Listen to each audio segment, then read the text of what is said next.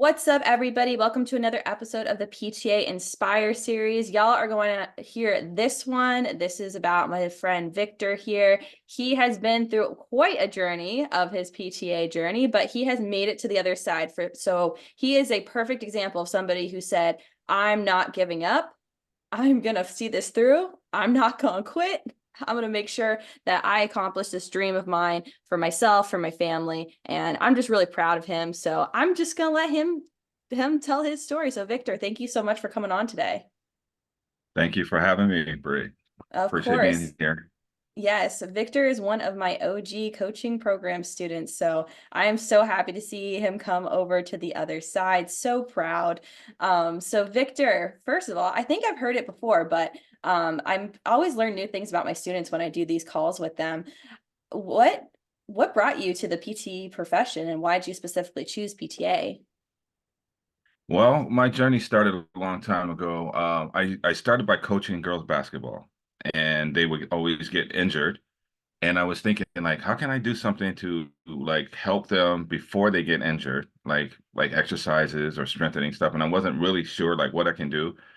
And I met a one of the players on the team was their parents were therapists, so they would say, "Come in and help. Come in, and we can show you some things that we do." So I went into the PT field there, and I saw what they were doing there, and I was like, "Oh, this is pretty interesting. This is cool." And they were working with the patients and doing exercises and getting them stronger. And then I was like, "Oh, this is cool. I like this." And then I started doing a little bit more. And then I became a tech there because they needed a tech, and I became a tech at this therapist place. And then I just started liking. I liked the fact of helping patients. I liked when they would come in, they would think, "Oh, I can't use my arm anymore or my leg. I have this surgery I can't do," and they think they're done because they had surgery. But then when you help them through the process of getting better, I like the rehab process, going through it with a patient. That was very enjoyable for me. That's what I liked the best about it. And then I said, okay, I can do this. But it took me a while. I was an aide for a long time just because of family and working and not being able to take time off to go to school to further it, to get a license to become a PTA. So then after a few years went by and I was still an aide. And I was an aide for over 10 years. So that's a long time. And then I was like, okay, I had time. I got married and then our life was calmed down for a little bit. So I was like, okay, if I saved here, I can probably go to school during these years. And I finally made it where I can go to school and then got out of school. And then I was ready to take this test. And then, I didn't get over the hurdle the first couple of times. And I just think I was doing too much. The first time I thought it was going to be easier than it was. So I didn't study as hard. Second time, I changed everything I did because I went through some other study thing and I was thinking, oh, I was doing it wrong. So I was just too much in my head. And then after one of the students from the school I went to, can I say the name of our school that I went to? Or community based college, CBD college in Los Angeles. And it was another student that went there and she told me about your podcast. And I didn't know. And then I listened to your podcast and I just liked the way you brought things to light, like the information, the way you brought it out, it resonated with me, and it felt like, oh, okay, she's not overbearing. You weren't like, oh, using big words to confuse me more. You use simple, right to the point, and it was like, oh, okay, this is something I can understand. I can relate to this. You weren't scared to make mistakes. You were talk through things and just made it feel real comfortable. And I said, oh, okay, I can do this. And then I just stuck with you. And once you said the line that always sticks with me from you is that you had our back and don't worry, we're going to get you through no matter what. Because that right there took a lot of pressure off. And once I knew that you said that and you were true to your word, I said, okay, it's all on me now. I have to put the work in and actually do what you're saying and follow, and I can get over this hump. And here I am today. So I thank you a lot for that. Yeah, no, I forgot how long you were a tech for, like 10 years. So you've seen a 10 lot of years. stuff, a lot of clinical experience. Wow. Yes. I completely forgot about that. But it's true. Like any student that joins any one of my courses, as long as you're attempting the exam and showing up for yourself, I will still help you. It's the people that just like, disappear that I'm like, if you give up on Yes. yourself, like I can't want it for you. And that's a big thing, especially with anybody in your life. Like you have to want it yourself bad enough to put in the work for it. And everyone else around you should just be somebody who's supportive and wants you to be successful. And that's really the kind of, way you should show up for this exam. So you were a prime example of that. You're just like, well, I'm gonna figure it out. We'll get there. I'm gonna get over, yes. And my wife now and my son here, they were always right there. They saw it and they were like, "Oh, you can't give up." And part of it too was for my son who's 11, and he saw how the struggle that I was going through. So I think it was good for him to see the struggle and to know that, hey, nothing comes easy. You have to work at it, and sometimes you can work hard or think you're working hard, and it's just not enough. You got to do more. And he was there from the beginning to the end. And then when we finally opened up the website and I saw the big green circle, the pass, you just don't know how relieved that was. That was like, wow. Big moment right there. Just like a lunch air just went out and just like, finally. Now the journey doesn't stop, but it's a lot, it's on a flatter road instead of such an uphill battle, which I can do those journeys. 100%. So kind of like reflecting on your journey, what do you feel like was one of like the biggest obstacles that you encountered with your studying and how were you able to get over it? And you can share whatever you feel comfortable with sharing. I feel like early on in the study process, I didn't understand um, the seriousness of how to test. I just took it, oh, okay, it's sort of like school, and but it's different than school because it's more applying what you know as opposed to what you remember, if that makes sense, because sometimes in school it was easier because it was one topic we're studying for a few weeks and then you can remember, okay, okay, okay, this, boom.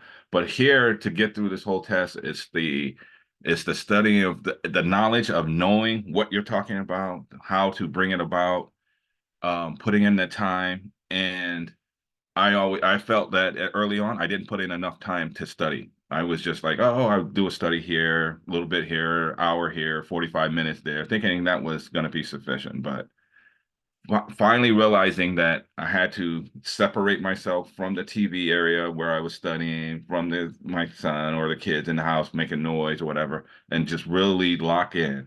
And once I did that, I started understanding like, oh, I do remember this now. And I was retaining more information, just focusing. And also, one thing I was doing too wasn't studying long enough. I was studying maybe an hour, 45 minutes, take some time off, study another hour.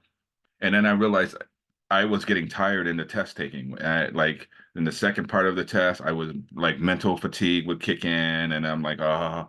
Then I just started like I need to, so I started studying longer periods of time, more 2 to 3 hours at a time, 4 hours at a time, just to get that um mental fatigue up and to really work on that. And I studied longer. And so I think studying longer, building up the fatigue, mental fatigue, and just understanding the knowledge and talking to somebody about what I'm studying. That all of those were the big things for me. I started talking more instead of holding it in, just saying, "Oh, I'm studying by myself." But I was just say, "Oh, okay, so this hurts. Maybe it's because of this, and that." And then I start breaking it down, and then so once I started like talking about what I was studying, it helped to understand more. And I like that part of it. So I would think studying longer, just understanding and talking it out helped me the most. And that's some great advice to be giving students, like just to get out of the distraction areas to really try to like talk about it to other people, because I'm sure for a long time, especially with a couple of failed attempts under your belt, you felt like you didn't want to talk about it. But did you feel like once Yes. you started opening up about that, things kind of got a little bit better and felt more like you were being held accountable? I think so, because at first, I mean, it was pressure because everyone like, okay, everyone wanted me to pass because they liked me as a tech, and I was polite, that part. And everyone knew that I was going through this journey. So that was some pressure was on there too. So I'm thinking like, do I really want to tell? The first couple of times I was telling people, yeah, I'm taking that. So then I just stopped telling people when I was taking my test. I would just say, "Oh yeah, I'm still studying," and then I would just talk about it like as if I was already a PTA. I would start talking like, "Oh yes," and that's, and I think that kind of settled me in, and then I didn't really worry about the pressure. I said, "Okay, just know what you're talking about, and then when the questions come about, then you'll be able to put those two together, and you'll get it out." And I think just doing it and being dedicated to it, putting in the work. I think you said something too that a long time ago. I do remember you saying it was this is a participation kind of study. You have to participate. You can't sit back and watch everyone else in your classes that are the ones that are following you. You can't just sit there and watch. You have to participate and you have to get involved, which once you get involved, it keeps you like not motivated, but well, motivated, but it also keeps you on track. So you know that, okay, I have something to do. And that helps me. That helped me a lot because once you're out of school, you kind of don't have that responsibility to push yourself, or you think you do, but you're not really doing a lot because you can talk yourself right out of it if you're not like dedicated to push yourself to study longer. But I just found the way your classes and your study program went, it wasn't overbearing. It was enough to say, hey, you got responsibility. Remember, you said you were going to do this week. You get to it, do your goals, and I always use that to motivate me. Like, okay, I got goals to do. I got to reach these goals this week, and that helped me. Once I put the time in and said, you know what, I'm really going to do this, because I was trying to do it like, I got this, and not put that. But you can't cheat the system. You have to put the time in. You have to do it. And once I realized that and stuck to it, all went better for me. It is a But huge mindset shift. yes, it is. But the time, what kept me going, or I saw a light, was I took I think I passed on my sixth time, seventh time, sixth time, seventh. I took it seven times. Wow. When I think about it, I'm like, when? But you never give up. So, but on the sixth time I took it and I didn't pass, I missed by 2 points. That hurt, but it was also a relief to me to saying what I'm doing is I'm right now, because now I know I'm on the right track. And when I got that close, I was like, okay, so now I know the information, and that just flowed in and it helped me, even though it was sad to see me fail it by two. But the confidence I gained from that, I was like, okay, now I'm good. And I didn't feel any pressure after that. I didn't feel stressed. I knew the information was retaining, and I just pushed, kept going. I mean, it's just a testament to changing that mindset and approaching it in a way that's going to work for you. And that's what I tell people. I'm like, this exam is all mental, like really truly at the end of the day, Yeah, because you know the information, because they wouldn't have passed you through school, and then you wouldn't have passed your clinicals if you didn't like know the information. It's all yeah. about, interpreting the question, reading it right, knowing it's a safety test, and just like as you said before, like you have to want it more than anybody else in order to get the results that you want. You just have to surround yourself with the right people and the right tools to, get your accomplishment. So I know you kind of touched on it, but I feel like there was a little bit more to it the day when you opened it up and you saw that you had a big pass circle. So walk us through those emotions. Okay. See now, like the first time, no, not the first time, but the time before when I missed by two, I had my wife and my son, and we sat there because I felt confident. I felt like I got this time. I know it. I got it. And we opened it, and then I saw that I didn't make it, and that was like, oh, like 2 points. I'm like, oh, okay. So the time after, I just came in. You know what? I said, my wife knew I was taking it, but she didn't know when, or like it was like the score or when it was coming out. So I just took it, went ahead, and then I came in by myself. I opened up my computer, I looked at it, and I looked at it for myself first, and I was like, I passed, and I didn't know what to do. I just like started like, oh, okay, okay, okay, okay, okay. What do I do now? What do I do now? What do I do? So I turned it off, the computer off and everything, and I went and got my wife. I was like, you know what? Today we get the score. Let's check. So I knew already, and then I was like, just give me a hug. Just give me a hug right now. Let's go. Let's go. We're good. And then I came in, and then I turned it on, and so we were. Then my son, we're all happy. We just gave a big hug, and we just like, oh my God, you did it! You finally did it! And it's kind of like you when you know you're gonna do something, you want it, want it, want it, and then it finally happens, it's just like it's hard to explain that feeling. But it was such a relief and joy to share it with them, and just to know that you did it after saying that you this is what you wanted. Go out and do it. You know, a lot of times we talk about, oh, I want this, but how hard do you really push yourself to do it? You know, and to actually feel something, the joy of knowing that I put in work and the results showed, and it's such a good feeling. Still feels good now. It's still a little surreal now, and it's been like almost a month or so after. It's still like, wow, you're doing this now. So very happy. That's crazy. I think it's so funny that you were like, I'm gonna look first and then I'll bring my family in. I had to take a little peek first, like make sure, and then I'm like, okay, You're like, now let's the do show it. can resume. And I think a lot of people Yes. find that too. Like once they pass, they're like, oh, now what do I do? Like, because I've been working at this so long, then you have to like find something else to work towards. So, I mean, at that point, like you just gotta wait like 2 weeks or so, and then you'll get a physical copy of your license and Yeah. whatnot. But like you can start applying for jobs immediately. I know that's what some people think. They're wondering what they can and can't do, but it is kind of a Yeah. weird feeling because you've been working so long and now you're like, oh wait, now what do I do? Yeah, right. You come home and I'm used to my study schedule, and then I came home. It's like I don't have to study right now. Like, well, that part of it, you know, the testing part.